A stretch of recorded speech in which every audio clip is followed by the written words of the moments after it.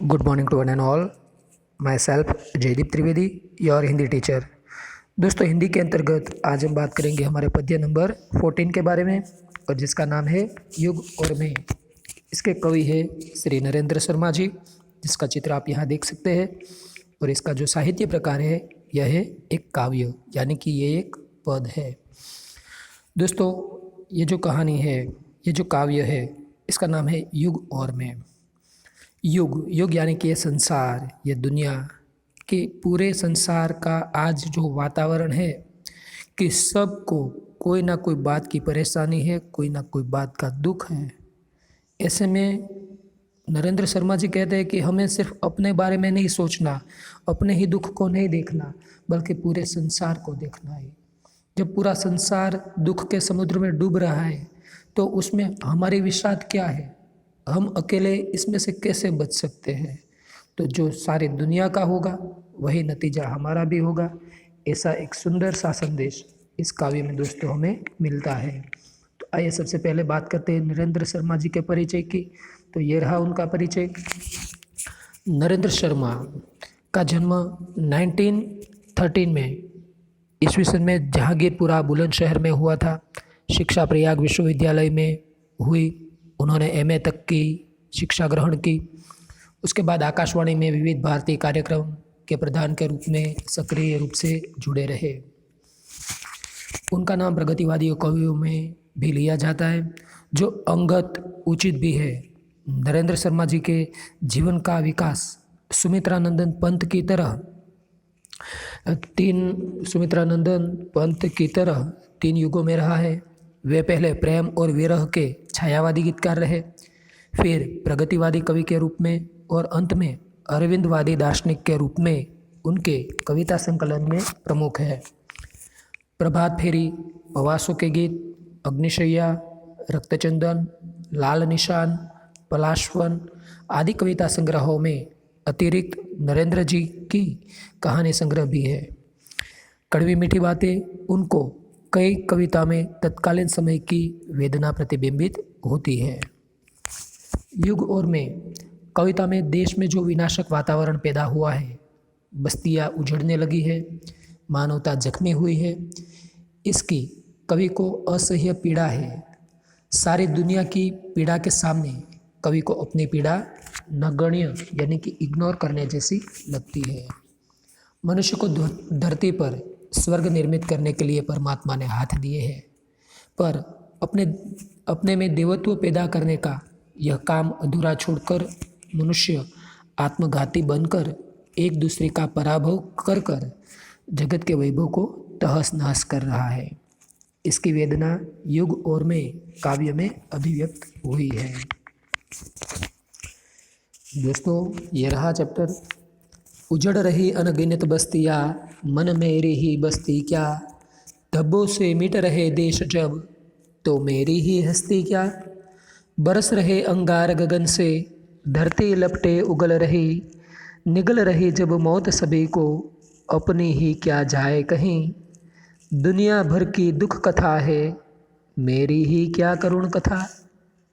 तो दोस्तों, कवि कहते हैं कि उजड़ रही अनगिनत बस्तियाँ, मन मेरी ही बस्ती क्या, यानी कि आज चारों ओर विध्वंसक वातावरण बना हुआ है। विध्वंसक का मतलब होता है विनाशकारी, कि चारों ओर विनाशकारी वातावरण बना हुआ है, बस्तियाँ उजड़ रही है। जब कहते हैं कि असंख्य बस्तियाँ उजड़ रही है, उजड़ रही अनगिनत बस्तियाँ, असंख्य बस्तियाँ जब उजड़ रही है, तो कहते हैं कि मन मेरी ही बस्ती क्या। तो उसमें मेरी क्या औकात है, मेरी बिसात क्या है। धब्बों से मिट रहे देश जब धब्बों यानी कि दागों से सारा देश मिट रहा है, यानी कि कलंकित हो रहा है, तो कहते हैं कि मेरा अस्तित्व तो बहुत तुच्छ है, तो मेरी ही हस्ती क्या। आज जहाँ देखो वहाँ चोरी, डकैती, लूटपाट, मारामारी, भ्रष्टाचार, फरेब, तो ये सब जो चीज़ें इनके कारण पूरा देश जैसे कि धब्बों दागों से मिट रहा है। तो ऐसे में कवि कहते कि मेरा अपना अस्तित्व तो उसके सामने कुछ नहीं, मैं तो उसके सामने बिल्कुल ही तुच्छ हूँ। और यदि ये मेरा जो तुच्छ सा अस्तित्व है यह मिट जाए तो भी क्या आश्चर्य है। आगे कहते, बरस रहे अंगार गगन से, धरती लपटे उगल रही, निगल रही जब मौत सभी को, अपनी ही क्या जाए कहीं।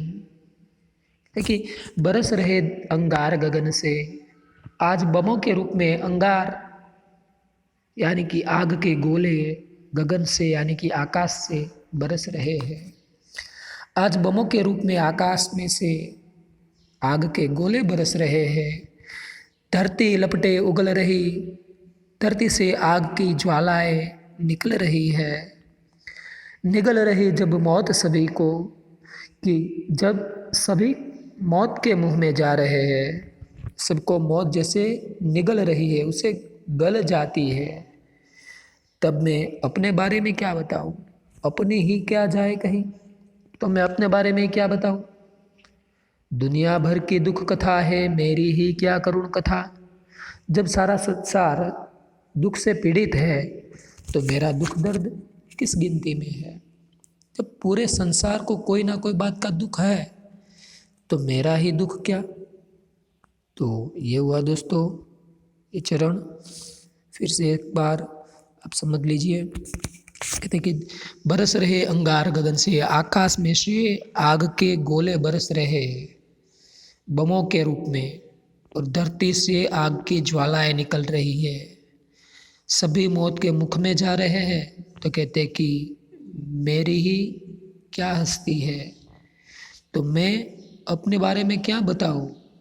जब पूरी दुनिया दुख के समुद्र में डूब रही है तो मेरी ही क्या करुण कथा। मैं अपने दुख, अपनी पीड़ा या अपना दर्द किस तरह से किसे बताऊं। आगे कहते हैं, जाने कब तक घाव भरेंगे इस घायल मानवता के, जाने कब तक सच्चे होंगे सपने सबकी समता के। सब दुनिया पर व्यथा पड़ी है, मेरी ही क्या बड़ी व्यथा। खोल रहे हैं सात समुंदर, डूब जाती है दुनिया। ज्ञान था लेता था जिससे, गर्क हो रही वह दुनिया। डूब रही हो सब दुनिया जब, मुझे डूबता गम क्या। देखिए, जाने कब तक घाव भरेंगे इस घायल मानवता के। तो आज मानवता जो है, नरेंद्र शर्मा जी कहते हैं कि मानवता जैसे कि आज घायल हो गई है। घायल मानवता के घाव कब भरेंगे यह कोई नहीं जानता। दुनिया के सभी लोगों की बराबरी का सपना जाने कब सच होगा ये कोई नहीं जानता। कि दुनिया के सभी लोगों की बराबरी का जो सपना है न जाने वो कब सच होगा। सब दुनिया पर व्यथा पड़ी है, मेरी ही क्या बड़ी व्यथा। जब सारी दुनिया दर्द से करा रही है, जब सारी दुनिया दुख के समुद्र में डूब रही है, एक पीड़ा का एहसास कर रही है, तो मैं अपनी व्यथा को क्या नाम दूँ, अपनी व्यथा को बड़ी कैसे कह सकता हूँ। खोल रहे हैं सात समुंदर, डूब जाती है दुनिया। ज्ञान था लेता था जिससे, गर्क हो रही वह दुनिया। डूब रही हो सब दुनिया जब, मुझे डूबता तो गम क्या।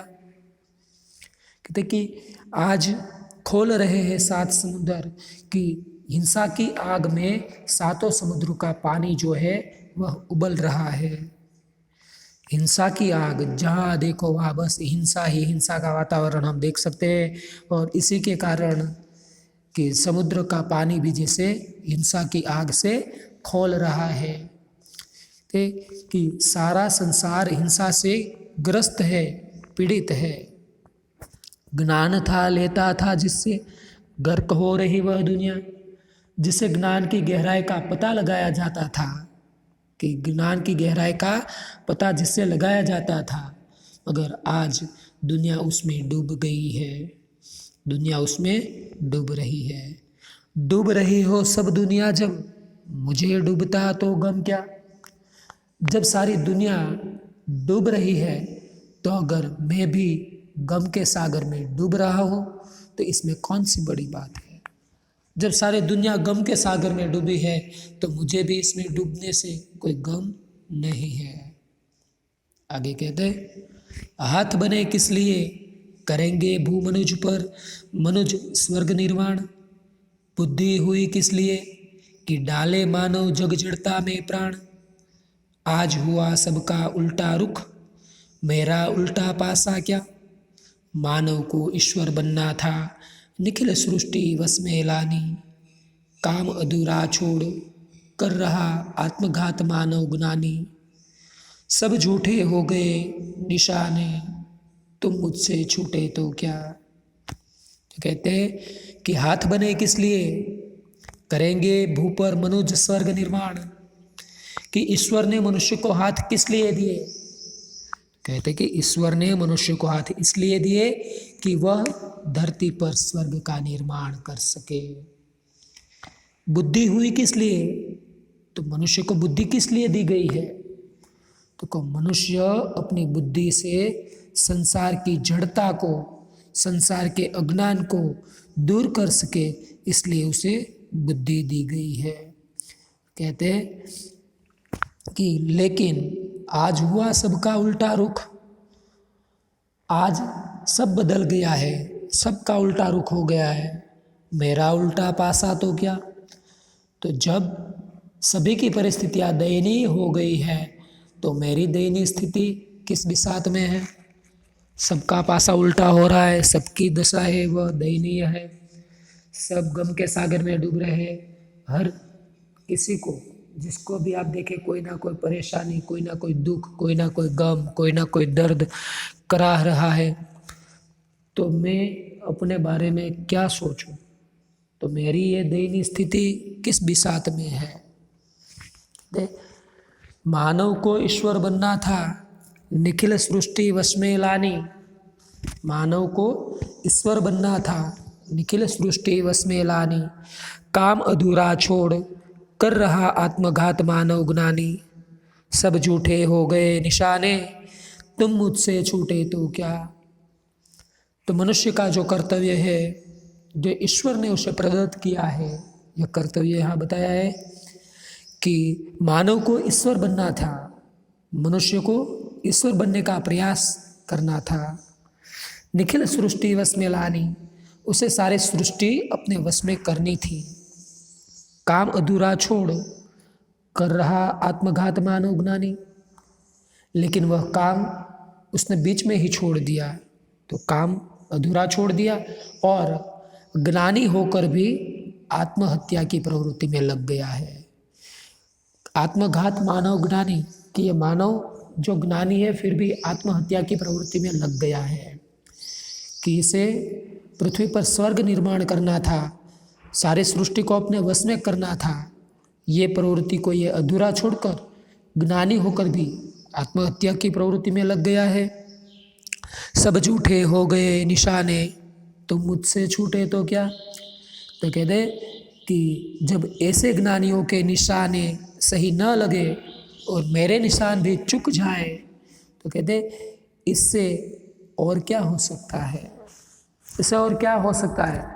जब सभी ज्ञानियों के निशान चूक गए, मेरे निशान भी चूक गए, तो अब मैं क्या कर सकता हूँ और मुझसे क्या हो सकता है। आगे, एक दूसरे का अभिभव कर रचने एक नए भव को। हे संघर्ष निरत मानव अब फूंक जगत गत वैभव को। तहस नहस हो रहा विश्व, तो मेरा अपना आपा क्या। कि एक दूसरे का अभिभव कर रचने एक नए भव को, क्योंकि आज एक दूसरे को नष्ट यानी कि परास्त कर एक नया संसार रचने की होड़ लगी है।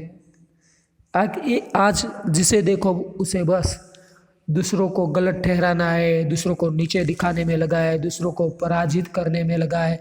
खुद को विजय चाहिए तो चाहिए, मगर दूसरों का पराभव करने में लग गया है।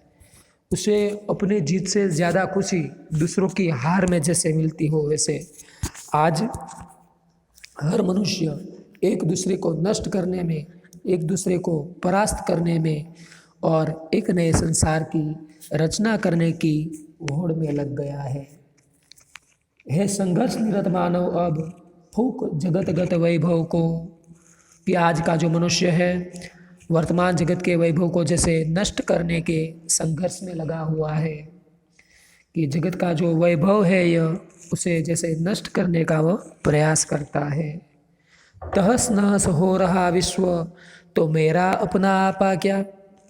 कि जब कहते कि सारा संसार पूरा विश्व नष्ट हो रहा है तो जो मेरा है उसके बचने का तो कोई प्रश्न ही नहीं उठता, क्योंकि मैं भी इसी संसार का एक हिस्सा हूँ, इसका एक अभिन्न अंग हूँ।